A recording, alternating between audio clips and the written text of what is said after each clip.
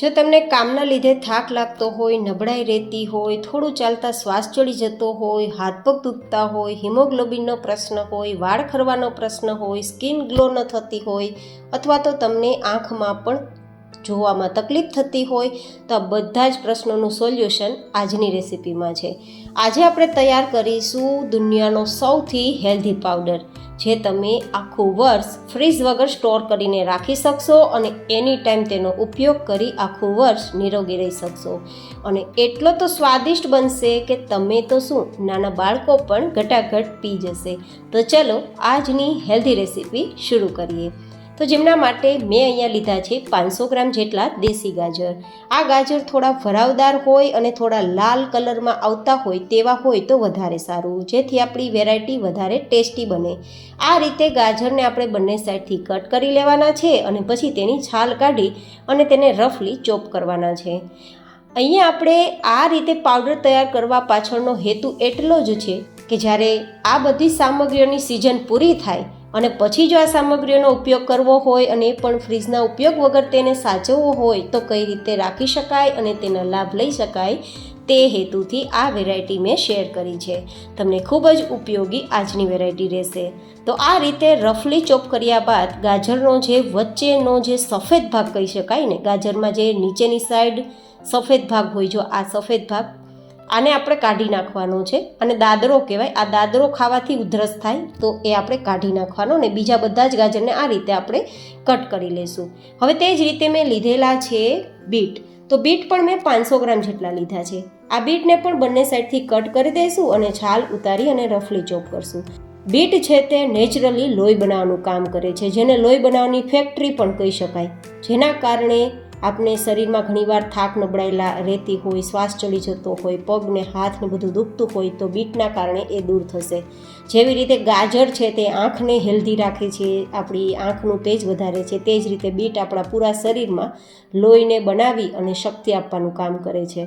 આજે મેં જે સામગ્રી લીધી ને બધી જ 500 ગ્રામની એવરેજમાં લીધી. તમે થોડી વધઘટ કરી શકો છો અને તમારી ઈચ્છા મુજબ કોઈ વધારે કોઈ ઓછી પણ રાખી શકો. હળદરને પણ છાલ ઉતારી આ રીતે રફલી ચોપ કરી લઈશું.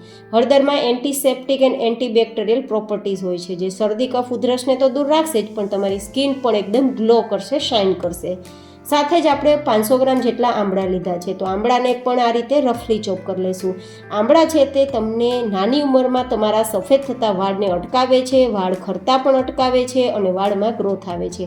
સાથે તમારા લોહીને પણ શુદ્ધ રાખે છે, જેથી તમારી સ્કિન પણ એકદમ ગ્લો કરે છે. હવે આપણે અહીંયા લેશું 500 ગ્રામ જેટલા ટમેટા. તો ટમેટાને પણ આપણે રફલી ચોપ કરશું. તમે 4 ટુકડામાં કરી શકો છો અથવા સ્લાઇસમાં કરી શકો છો, તમારી ચોઈસ. ટમેટા છે તે આપણા બોડીને ઘટતી એનર્જી પૂરી પાડે છે. તો ખાસ ટમેટાનો ઉપયોગ આપણે સિઝનમાં તો કરીએ, જો કે વર્ષ દરમિયાન ગમે ત્યારે મળે, પણ આ રીતે ઉપયોગમાં લેશો ને તો આપણી વેરાયટીને વધારે ટેસ્ટી બનાવશે. તો ટમેટાની સ્લાઇસ કરી એક પ્લેટમાં આ રીતે છૂટા છૂટા પાથરી દેવાના. એક ઉપર એક સ્લાઇસને નથી રાખવાની, નહીં તો ડ્રાય થવામાં સમય લાગશે. હવે તેને આપણે સૂકવી દેશું. હવે આ રીતે આપણે જે આંબળાના રફલી ચોપ કરીને ટુકડા કર્યા હતા ને તેને ચોપરમાં ઉમેરીને થોડા નાના ટુકડા કરશું. મેં અહીંયા ચોપરની મદદથી નાનું નાનું ચોપ કરવા માટે પહેલાં મોટું મોટું ચોપ કર્યું ને પછી આ રીતે ચોપરનો ઉપયોગ કર્યો, જેથી આપણા આ આંબળામાં છે ને પાણી હશે ને તો બિલકુલ બહાર નહીં નીકળે. જનરલી આપણે શું કરીએ, ખમણીની મદદથી ખમણતા હોઈએ, તો ખમણીની મદદથી ખમણતી વખતે છે ને તેમાંથી પાણી નીકળવા લાગે છે અને પરિણામે તેને સુકાતા સમય લાગે છે. તો મેં આ રીતે ચોપરનો ઉપયોગ કર્યો છે, પણ જો તમારી પાસે ચોપર ના હોય તો તમે ખમણીથી અથવા તો નાની નાની આ રીતે ટુકડા કરીને તેને સમારી પણ શકો છો, તમારી ચોઈસ. હવે તે જ રીતે મેં ગાજરને પણ મોટા મોટા ટુકડા કર્યા છે ને તેને પણ આ રીતે ચોપરની મદદથી નાનું કરી લેશું, જેથી પાણી પણ ના નીકળે ને આપણો સમય પણ બચી જાય. જો નાના ટુકડા કરવા જશું કે ખમણવા જશું તો સમય પણ જશે અને પાણી પણ નીકળશે. તો મેં બંને પ્રોસેસથી બચવા માટે આ રીતે ચોપરનો ઉપયોગ કર્યો છે. અને હવે તેને પણ એક પ્લેટમાં પાથરીને સૂકવી દેશું. આ બધી જ સામગ્રીને આપણે ડ્રાય કરવાની છે, તો તમે તડકે પણ સૂકવી શકો છો અને છાંયે પણ સૂકવી શકો છો અથવા પંખા નીચે પણ સૂકવી શકો છો, તમારી ચોઈસ. પણ હું તો તડકે સૂકવવાની છું. કલર ભલે થોડો ડાર્ક થઈ જાય પણ પ્રોપર સુકાઈ જશે ને તો વેરાયટી ખરાબ નહીં થાય, નહીં તો તેમાં ભેજ રહી જશે તો ખરાબ થઈ જશે. તે જ રીતે હળદરના ટુકડા છે તેને પણ ચોપરમાં લઈ લઈશું ને ચોપ કરી લઈશું. હળદર પણ આપણા બ્લડને પ્યુરિફાઈ કરે છે, તો ખાસ સિઝનમાં તેને ખાવી જોઈએ અથવા તો આ રીતે આપણે તેનો પાવડર પણ કરી શકીએ છીએ. અને હળદર છે તેને તો આપણે ડેઈલી આપણા મસાલા તરીકે પણ ઉપયોગમાં લઈએ છીએ, તે હળદરને પણ ઉમેરી શકો છો. પણ આ રીતે લીલી હળદરને ડ્રાય કરીને ઉપયોગમાં લેશો ને તો તેના ફાયદા વધારે છે, તો મેં એ રીતે તમને બતાવ્યું છે, બાકી ચોઈસ તમારી. તો હવે આ હળદરને પણ આપણે સૂકવી દઈશું. અને તે જ રીતે આપણે અહીંયા જે બીટના ટુકડા તૈયાર કર્યા છે, તો બીટને પણ આપણે ચોપરમાં ઉમેરી દઈશું, જેથી તેના નાના ટુકડા કરી શકીએ.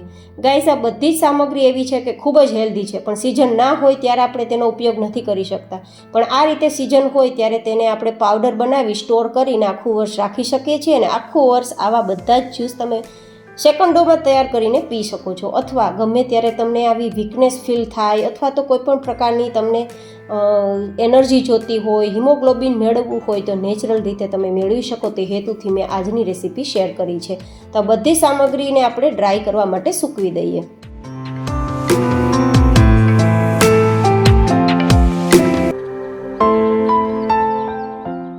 લગભગ 2 દિવસ પછી બધું સરસ ડ્રાય થઈ ગયું છે. મેં તડકે સુકવ્યું હતું ને તો થોડો કલર ડાર્ક આવ્યો છે, પણ એકદમ સરસ પ્રોપર સુકાઈ ગયું છે.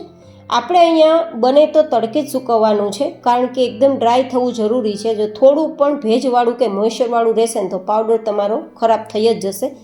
એટલા માટે પ્રોપર સૂકવવું જરૂરી છે. હવે આપણી હળદર સુકાઈ ગઈ તો તેને મિક્સરમાં લઈ લેશું. તે જ રીતે આપણા બીટના ટુકડા સુકાઈ ગયા ને તો તેને પણ આપણે મિક્સરમાં લઈ લેશું. હું તમને બધું જ પ્રોપર બતાવી રહી છું કે કેટલું સરસ સુકાઈ ગયું છે. જો આ રીતે તમે પાવડર બનાવી આખું વર્ષ આ બધા જ સામગ્રીઓનો જ્યુસ તૈયાર કરીને પી શકો છો અને આખું વર્ષ નિરોગી રહી શકો છો.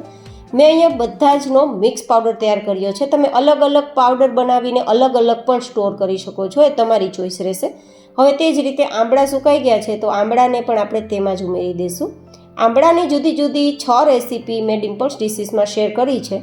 કોમ્બો આંબળાનો શેર કર્યો છે, તો જરૂરથી તે રેસીપી પણ નિહાળજો, તમને ખૂબ ઉપયોગી બનશે. હવે આ રીતે ગાજર સરસ સુકાઈ ગયા છે, તો ગાજરને પણ આપણે મિક્સરમાં લઈ લઈશું. જો તમને હું આ રીતે બતાવું ને તો એકદમ સરસ સુકાઈ ગયા છે. આ રીતે બધી સામગ્રી આપણે મિક્સ કરી દઈશું. અને હવે છે સમય ટમેટાનો. ટમેટા ઉમેરવા ન ઉમેરવા તમારી ચોઈસ. ટમેટા તો આખું વર્ષ આપણે મળતા જ હોય, પણ ટમેટા આ પાવડર સાથે ઉમેરવાથી આપણો જે આ પાવડર છે વધુ ટેસ્ટી બનશે, કારણ કે ટમેટા ખૂબ જ સ્વાદિષ્ટ હોય છે. ન ખાટા ન મીઠા, એ રીતે બેલેન્સ ટેસ્ટવાળા હોય છે. તો તેના માટે આપણે ટમેટાનો ઉપયોગ કર્યો. ટમેટા પણ સરસ સુકાઈ ગયા. જો કોઈ ટમેટાના ટુકડા કાળા થઈ ગયા છે, કારણ કે તેને વધારે તડકો લાગ્યો છે. તો હવે આ રીતે આપણા બધા જ આ સામગ્રીઓ છે તેને આપણે પીસી લેશું, પાવડર તૈયાર કરી લેશું. આ પાવડરમાં મેં નમકનો કે બીજા સેનાઈનો ઉપયોગ નથી કર્યો. તમારે નમક ઉમેરવું હોય તો ઉમેરી શકો છો, પણ મેં નથી ઉમેર્યું. તો હવે આ તૈયાર થયેલ પાવડરને તમે કોઈ પણ એરટાઇટ બોક્સમાં ભરી શકો છો, અને પછી તેને તમે સ્ટોર કરવા માટે કોઈ કિચનના કોર્નરમાં રાખી શકો છો. તમારે ફ્રીજમાં રાખવાની પણ જરૂર નહીં પડે. પણ હા, બરાબર સૂકવ્યા બાદ, ડ્રાય થઈ ગયા બાદ જ તેનો પાવડર તૈયાર કરવો, નહીં તો એ પાવડર ખરાબ પણ થઈ શકે. હું તમને પહેલાં સજેશન આપું છું. આ રીતે પાવડર તૈયાર કરી અને સ્ટોર કરવા માટેનો મારો હેતુ એટલો જ છે કે તમે આખું વર્ષ દરમિયાન આ જ્યુસને પી શકો અને તમે આખું વર્ષ હેલ્ધી રહી શકો. હવે આ પાવડરનો ઉપયોગ તમે શાક બનાવતી વખતે કરી શકો છો, દાળ બનાવતી વખતે કરી શકો છો, રોટલી, પૂરી, પરાઠા, ભાખરી, રોટલામાં પણ લોટમાં આ 1 ચમચી ઉમેરીને ઉપયોગમાં લઈ શકો છો.